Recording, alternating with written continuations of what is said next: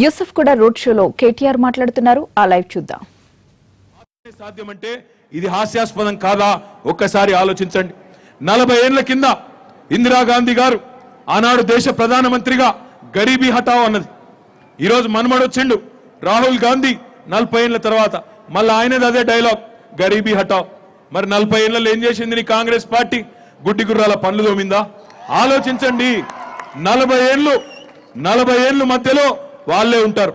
కానీ ఇంకెవరో ఉన్నట్టు, ఇంకెవరికో మీరు అవకాశం ఇచ్చినట్టు, కేసీఆర్ గారో టీఆర్ఎస్ ఈ దేశాన్ని నడిపినట్టు ఇవాళ మాటలు మాట్లాడుతూ ఉన్నారు. ఇది ఎంతవరకు సమంజసం ఆలోచించండి. ఇక ఇంకొక పార్టీ ఉన్నది బీజేపీ. వాళ్ళైతే ఇంకా గమ్మత్తు. ఒక ప్రధానమంత్రి పనిచేస్తే 5 ఏళ్ళు పనిచేస్తే 5 ఏళ్ల తర్వాత ఒక రాష్ట్రానికి వస్తే 4 మంచి మాటలు చెప్పే పరిస్థితి ఉండాల. అయ్యా మీ రాష్ట్రానికి ఫలానా పని చేసినాను కాబట్టి నాకు ఓటేయండి, మళ్ళీ గెలిపిస్తే ఫలానా పని చేస్తా అని చెప్పే పరిస్థితి ఉండాల. కానీ మోడీ గారికి ఆ పరిస్థితి లేదు.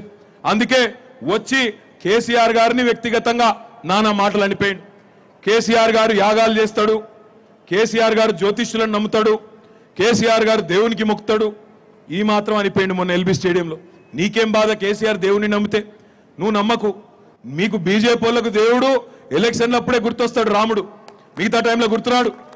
రామ మందిరము మసీదు ఎలక్షన్లప్పుడే యాదికొస్తుంది. హిందూ ముస్లిం ఎలక్షన్లప్పుడే గుర్తొస్తుంది. ఇండియా పాకిస్తాన్ లొల్లి ఎలక్షన్లప్పుడే గుర్తొస్తుంది.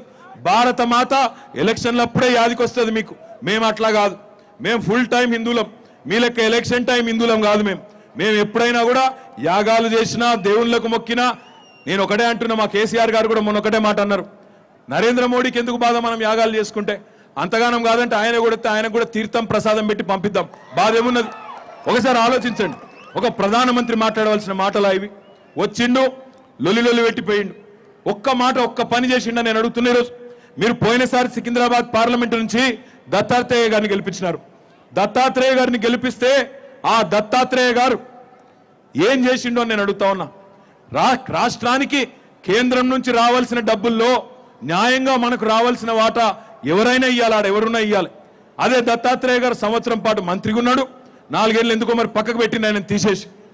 ఏం జరిగింది హైదరాబాద్కు నీ ఎన్డీఏ ప్రభుత్వం వల్ల? నరేంద్ర మోడీ ఏమిచ్చిండో హైదరాబాద్కు? ఒక్క పని చెప్పండి అని చెప్పి నేను కిషన్ రెడ్డి గారిని అడుగుతా ఉన్నా.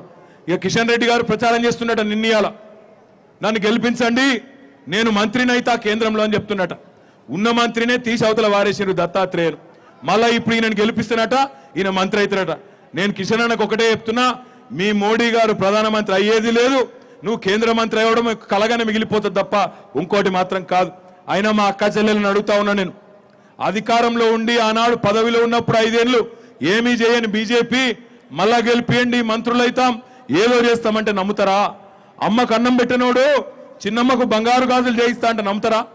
అవకాశం ఉందా? ఆలోచించండి. దయచేసి యాగం కాకండి. మాట్లాడితే హిందూ ముస్లిం, మాట్లాడితే మందిర్ మసీద్, మాట్లాడితే ఇండియా పాకిస్తాన్. మనమేమన్నా వేరే వాళ్ళమా? మనమేమన్నా కాదంటున్నామా? భారత్ మాతాకి జై అంటారు, మనం కూడా భారత్ మాతాకి జై అంటున్నాం. మనమేమన్నా వేరే అంటున్నామా? ఇవాళ దయచేసి ఆలోచించండి.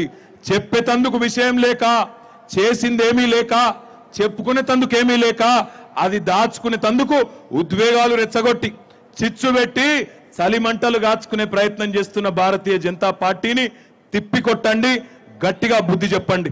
ఒక మాట దయచేసి మీరు ఆలోచించండి.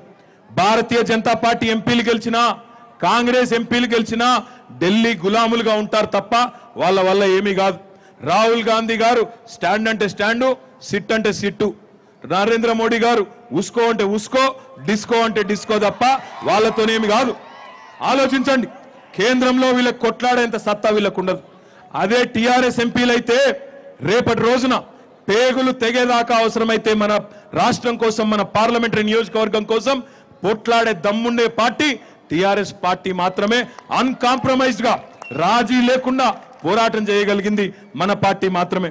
హైదరాబాద్ మెట్రోని ఇంకో 100 కిలోమీటర్లు పెంచుకోవాలన్నా, హైదరాబాద్ లో డ్రైనేజ్ సిస్టమ్ బాగు చేసుకోవాలన్నా వేల కోట్ల రూపాయలు కావాలి. రేపు మన వాళ్ళు ఢిల్లీలో ఉండి ఢిల్లీ జుట్టు మన చేతుల్లో ఉంటే తప్పకుండా ఇవన్నీ కూడా మన క్షణాల మీద సాధించుకునే అవకాశం ఉంటుంది. అంతేగాని మందికి ఓట్లేసి వాళ్ళకు మళ్ళీ పెద్దవాళ్ళని చేసి వాళ్ళ దగ్గర పోయి దరఖాస్తులు ఇచ్చే పరిస్థితి పొరపాటున కూడా ఉండొద్దని చెప్పి కూడా నేను విజ్ఞప్తి చేస్తా ఉన్నా.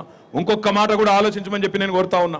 3 నెలల కిందటనే మీరు ఇగో బ్రహ్మాండంగా ఒక కోడెద్దు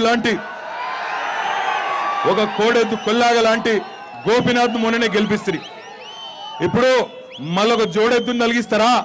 లేకపోతే మీరు ఒకసారి ఆలోచించండి. ఇప్పుడు పాతకాలంలో జట్కా బండ్లు ఉండేది. బండికి అయితే 2 ఎడ్లనన్నా కడతారు, లేకపోతే 2 దున్నపోతులన్నా కడతారు. ఇప్పుడు ఇక్కడ మంచి కోడెద్దును కడితిరి, మరి ఇటు కూడా జోడెద్దును కట్టాలి. కానీ మళ్ళీ దున్నపోతుకు అవకాశం ఇస్తే లాభమైంది. అందుకే దయచేసి ఆలోచించండి. గల్లీలో మనమే ఉండాలి, ఢిల్లీలో మనమే ఉండాలి. మన నినాదం ఒకటే, సారు కారు 16. ఢిల్లీలో అమీర్పేట వాళ్ళు ఎవరు చెప్తే వాళ్ళదే సర్కారు ఉండాలి. మీ యూసుఫ్ కూడా వాళ్ళు ఎవరు చెప్తే వాళ్ళదే సర్కారు ఉండాలి. ఆ శక్తి ఈరోజు ఉంది, ఆ పరిస్థితి ఈరోజు ఉంది. మోకా చూసి దెబ్బ కొట్టాలి. ఢిల్లీలో రాజకీయ శూన్యం ఉంది, ఎవరికి సొంతంగా మెజారిటీ వచ్చే పరిస్థితి లేదు. డైలాగులు కొట్టొచ్చు మస్తుగా, ఓ డామ్ డూమ్ అని ఎగరొచ్చు. ఒక్క మాట దయచేసి మీరు ఆలోచించండి. నరేంద్ర మోడీ గారికి ప్రమోషన్ వచ్చింది. 5 ఏళ్ల కింద చాయ్ వాలా అన్నాడు, ఈరోజు చౌకీదార్ అట. ఆయన వేషం మారింది, దేశం మాత్రమే మారలే. ఒక్క పని నేను అడిగిన మొన్న, ఒక్క పని చెప్పండి, మీరు చేసిన ఒక్క మంచి పని చెప్పండి బీజేపీ వాళ్ళు అంటే చెప్పరు. డామ్ డూమ్ డీమ్ డామ్ అని ఉర్రుడు తప్ప ఏముండదు. ఇక మా ఆడబిడ్డలు చాలా మంది ఉన్నారు ఇక్కడ, వాళ్ళు చెప్తారు ఏం చేసిండో మోడీ. ఒక్క పని మాత్రం పక్కా చేసిండు. మీరు పోపు డబ్బాలలో దాచుకున్న పైసలు మాత్రం ఖరాబ్ చేసిండు. మీరు భర్తలకు తెలియకుండా 4 పైసలు దాచుకుంటే 2000, 3000, 10,000 దాన్ని మాత్రం పక్కా ఖరాబ్ చేసి పెట్టిండు నరేంద్ర మోడీ. ఇవాళ చౌకీదార్ అంటున్నాడు నరేంద్ర మోడీ. రాహుల్ గాంధీ ఏమనుకుంటాడంటే, మా ముత్తాత గారు పరిపాలించారు, మా నాయనమ్మ పరిపాలించింది, మా నాయన పరిపాలించిండు, మా అమ్మగారు పరిపాలించింది, కాబట్టి ఈ దేశానికి నేను ఠేకేదార్ అని రాహుల్ గాంధీ అనుకుంటా ఉన్నాడు. మీరు ఆలోచించండి, ఈ దేశానికి చౌకీదార్ కావన్నా ఒక ఠేకేదార్ కావన్నా నన్ను అడిగితే ఈ దేశ సామాన్యులు, ఈ దేశ ప్రజలు ఈరోజు కోరుకుంటున్నది ఒక చౌకీదార్నో ఒక ఠేకేదార్నో కాదు.